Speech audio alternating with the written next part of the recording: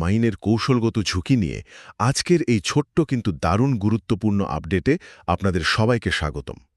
জানেন তো, ডোনাল্ড ট্রাম্পের সাম্প্রতিক একটা মন্তব্যে হরমুজ প্রণালীর মতো অত্যন্ত গুরুত্বপূর্ণ আন্তর্জাতিক বাণিজ্য পথে মাইনের উপস্থিতি নিয়ে রীতিমতো এক অদ্ভুত কৌশলগত ধোঁয়াশা তৈরি হয়ে গেছে। প্রথমত, ট্রাম্প কিন্তু বেশ জোর দিয়ে দাবি করেছেন যে যুক্তরাষ্ট্র ঠিকই জানে এই প্রণালীতে মাইনগুলো কোথায় কোথায় বসানো আছে।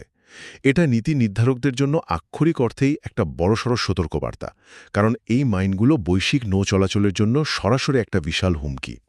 আর দ্বিতীয়ত, এখানেই শুরু আসল মনস্তাত্ত্বিক খেলা, কারণ ট্রাম্প বলেছেন তিনি নিজেই জানেন না যে ইরান আদৌ এই মাইনগুলোর সঠিক অবস্থান সম্পর্কে নিজে অবগত কিনা। আচ্ছা, একটু ভেবে দেখুন তো, কেউ নিজের আঙিনায় মাইন পুঁতে রেখে নিজেই যদি সেগুলো জায়গা ভুলে যায়, তবে পরিস্থিতি ঠিক কতটা ভয়াবহ হতে পারে, তাই না? এটা কি আসলেই ইরানের তথ্যের অভাব, নাকি স্রেফ একটা সাইকোলজিক্যাল ট্যাকটিক?